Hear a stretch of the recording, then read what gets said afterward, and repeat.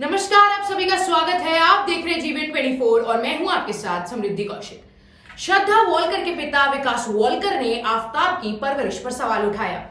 आइए जानते हैं और क्या कुछ कहा श्रद्धा के पिता ने।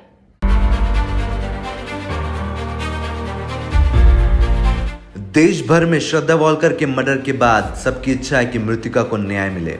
इस मुद्दे पर न्याय की गुहार पूरा देश तो लगा रहा है, लेकिन परिवार के लोगों को अधिक संघर्ष करना पड़ रहा है। श्रद्धा के पिता विकास वॉलकर ने आफताब की परवरिश पर सवाल उठाए। उन्होंने कहा, मुझे तो लगता है कि आफताब ने प्लानिंग के तहत मेरी बेटी को निशाना बनाया। श्रद्धा के पिता के लिए ये वक्त एक बुरे सपने से कम नहीं है। श्रद्धा के पिता विकास वॉलकर ने कहा कि मैं इतने बड़े दुख को झेल रहा हूँ, इसकी कल्पना मैंने कभी नहीं की। विकास वॉलकर ने आफताब के लिए फांसी की मांग की। उन्होंने कहा, आरोपी को कम से कम फांसी तो होनी चाहिए। श्रद्धा के पिता ने कहा, शुरुआत में तो मुझे यकीन नहीं हुआ कि मेरी बेटी के साथ ऐसा हो सकता है। डीएनए सैंपल मैच होने के बाद मुझे इस बात पर यकीन हुआ। उससे पहले मुझ में एक आस थी कि मेरी बेटी अभी भी जिंदा है और कभी ना कभी लौट आएगी।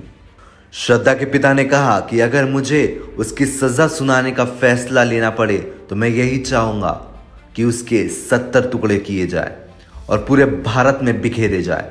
उस हैवान ने मेरी बेटी के 35 टुकड़े किए थे। श्रद्धा के पिता ने केस को फास्ट ट्रैक कोर्ट में चलाने की मांग की और कहा कि उसे तुरंत सजा मिले। विकास वॉलकर ने बताया कि लिव इन रिलेशनशिप में दूसरे धर्म के लड़के के साथ रहने पर पड़ोस के और परिवार के लोगों ने कैसे रिएक्ट किया। समाज के लोगों ने कहा कि बेटी को थोड़ा समझाओ, लेकिन मेरी बेटी ने मेरी बात नहीं मानी। समाज अब यही सोच सकता है कि बेटी इतना बड़ा फैसला कैसे ले सकती है।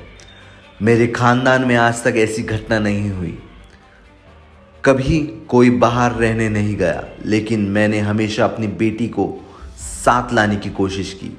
घटना के बाद समाज के लोग मुझे विलन के रूप में देख रहे हैं। अभी के लिए बस इतना ही। देश और दुनिया की तमाम खबरों के लिए देखते रहें जीबीएन 24।